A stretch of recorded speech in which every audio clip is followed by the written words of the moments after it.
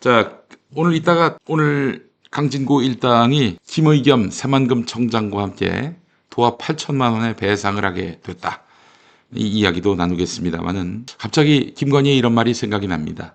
내가 권력 잡으면 거긴 무사하지 못할 거야. 하하하. 내가 정권 잡은 거기는 완전히 완전히 어, 무사하지 못할 거야 아마. 어, 열린 공간?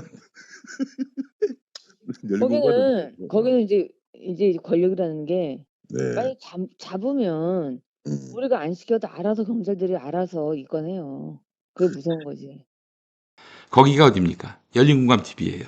자, 이런 말을 했던 사악하고 시건방진 김건희가 결국 감방에 갔습니다. 근데 사실 김건희의 이 말은 실현이 됐어요. 열린공감 TV의 사주인 정천수 대표가 2022년 6월부터 윤석열이 집권하고 한 달 뒤부터 모진 고난을 당했거든요. 지금까지 그 고난은 이어지고 있습니다. 누구 때문에? 강진구 일당 때문에.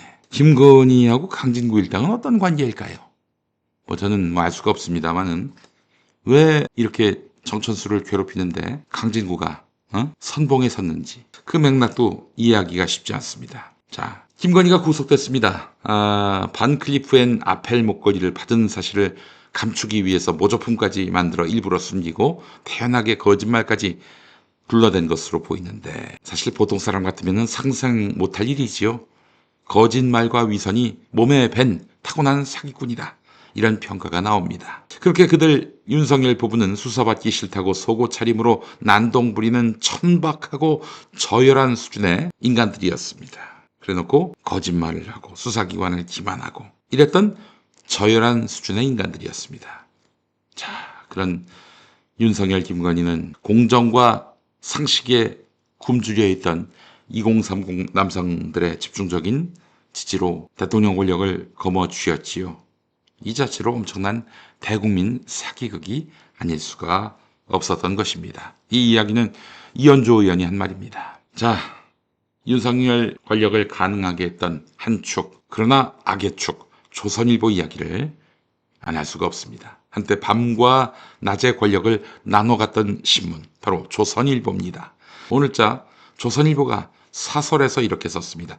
통상은 이제 늦은 밤에 결과가 나오기 때문에 그 결과 보고 사설 쓰는 게 아니라 미리 썼을 겁니다. 아마 자기들도 김건희가 당연히 구속될 줄 알고 미리 써놨을 것입니다. 사설 내용은 이렇습니다. 김건희 구속은 당연하다. 여사라는 호칭은 붙여줬습니다마는 구속은 당연하다 이랬습니다. 듣기만 하면 야 이제야 언론이 제 역할을 하는구나 라고 하실 분들도 있을지 모르겠습니다. 그러나 이 문장을 곧이곧대로 받아들이면 안 됩니다. 왜냐하면 이 말은 조선일보라는 언론사에서 정의감 때문에 나온 것이 아니라 계산 끝에 나온 생존 전략이기 때문입니다. 이 사설을 쓴 배경에는 이 생존 전략이 있다 이런 얘기입니다. 윤석열이라는 이름이 정치권의 중심까지 올라오기에는 여러 가지 요인들이 있었습니다. 그 과정에서 조선일보의 역할을 빼놓을 수가 없습니다. 그들은 윤석열을 정권 교체의 희망으로 띄웠습니다. 대선 과정에서는 야권을 향해서, 그러니까 윤석열이 당선되던 때의 대선 과정에서는 여권을 향해서 날카롭게 공격했고 자기들 집권에 유리한 프레임을 적극적으로 가동시켰습니다. 집권한 이후에도 마찬가지였습니다. 정권에 불리한 뉴스는 최소화했고 대신 반대 진영을 향해서만 날카로운 칼을 들었습니다. 반대 진영 어디입니까? 민주당이죠. 정권이 필요로 하는 서사를 만들어주고 그 서사를 대중이 믿게끔 언론의 권위를 앞세워서 마치 자기들이 정론을 말하는 것처럼 그렇게 해서 사람들의 눈과 귀를 속이고 윤석열을 지켜왔던 것이죠. 이렇게 권력을 만들어주고 지켜온 언론이 이제 와서 그 권력의 한 축을 무너뜨리는 듯한 사설을 쓰고 있어요. 저는 이 변화를 원칙의 반로가 아니라 판단의 전환이라고 생각합니다. 더 나아가서는 기회주의의 반로라고 보고 싶고요. 권력이 더 이상 쓸모가 없거나 오히려 부담이 된다? 그러면 정말 얼굴색 하나 변하지 않고 갈아탑니다. 이 친구들은. 최근 조선일보 사설은 김건희가 서희건설에서 수천만 원대 목걸이를 받았다는 특검 발표를 다루었습니다.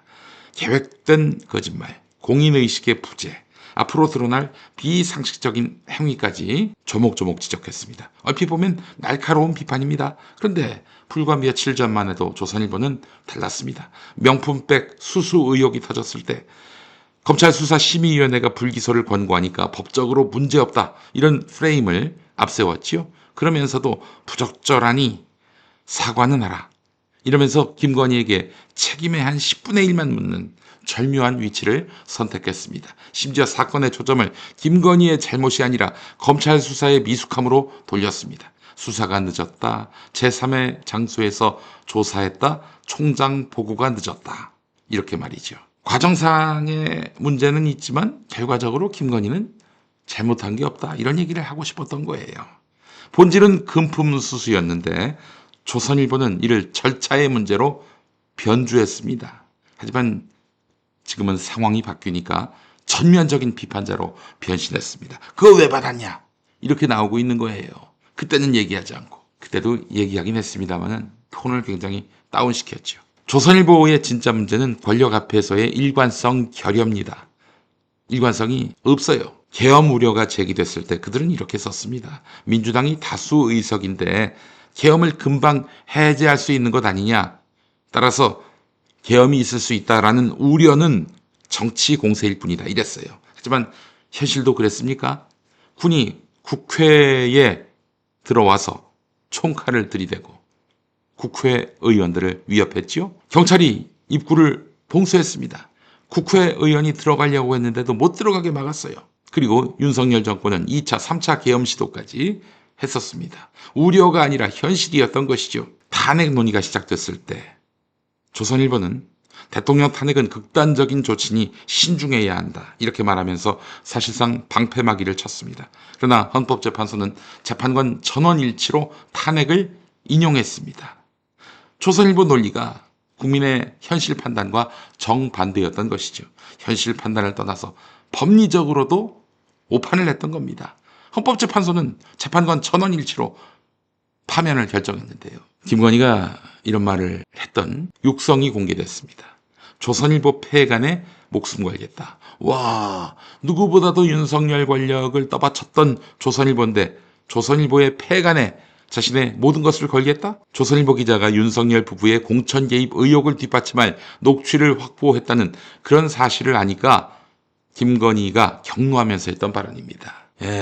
그래요. 단순한 분노의 표현이 아니었습니다. 김건희는 과거에도 정권 잡으면 무사하지 못할 것이라면서 열린공감TV에 대한 보복을 시사한 적이 있었습니다. 말씀드린 대로 권력이란 게 잡으면 수사기관이 알아서 수사한다, 이런 말까지 했습니다. 그 보복의 형태가 폐간으로 구체화된 셈입니다. 자, 그런데도 조선일보는 이 윤석열 정권을 떠받쳤단 말이죠. 이유는 단순합니다. 얻어먹을 게 있기 때문이죠. 얻어먹을 게 있었기 때문이지요. 자신들의 정치적 계산에 부합하는 한 과거의 모욕점은 삼키는 것이 조선일보식 현실주의입니다. 자, 그러나 더 이상 빨아먹을 게 없다, 빼어먹을 게 없다, 그 순간 이제 무섭게 돌변하는 게 또한 조선일보입니다. 사실 조선일보는 오래전부터 김건희와 거리 두기를 시작했습니다. 윤석열과는 지근거리에 계속 있었는데 파면되기 전까지 김건희하고는 거리를 두었어요.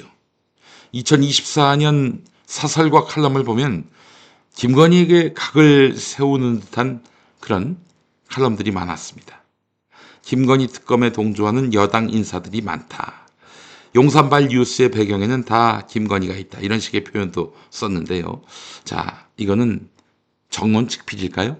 김건희에 대해서만큼은 조선일보가 민간인이고 또 권력을 행사할 수 없는 위치에 있기 때문에 객관적으로 공정하게 김건희를 비판한 것일까요? 아닙니다. 아닙니다. 여권의 차기 카드였던 한동훈에게 힘을 실어주기 위한 행보였습니다. 이게 바로 조선일보의 생존법입니다. 조선일보의 다른 이름은 기회주의입니다. 해가 질 무렵 다음 해를 미리 찾아서 달려가는 것, 권력의 흥망에 발맞춰서 기민하게 태도를 바꾸고 그 과정에서 정의나 진실은 늘 뒷전에 처박아 놓지요. 조선일보가 띄우고 지켜준 권력자들의 말로는 비슷했습니다. 쫓겨나거나 감옥에 가거나 비극적으로 퇴장했습니다. 이유는 간단합니다.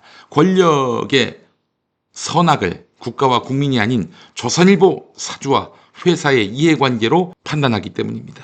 조선일보에게 이득이 된다, 사주에게 이득이 된다 그러면은 악한 권력도 선하게 보이고, 또 조선일보 사주와 회사의 이해관계로부터 동떨어져 있다 그러면 선한 권력이라도, 정통성 있는 권력이라도 마구 씹어대는 게 조선일보죠.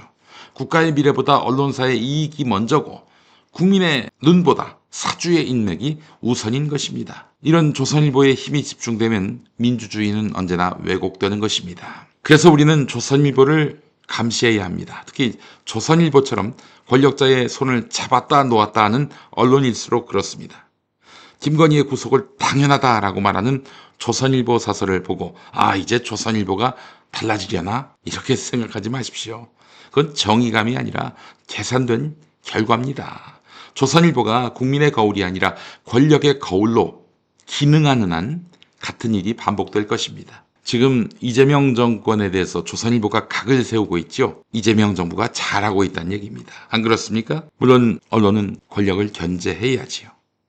그런데 그런 언론의 손이 깨끗한지는 그 언론을 소비하고 영향을 받는 국민이 늘 눈을 부릅뜨고 검증해야 합니다. 자기는 남을 검증하고 남은 자기를 검증하면 안 된다? 뉴탐사하고 뭐가 다릅니까? 네, 뉴탐사하고 조선일보가 많이 닮았다는 얘기입니다. 네, 자, 그래요. 여러분 생각도 다르지 않으시죠?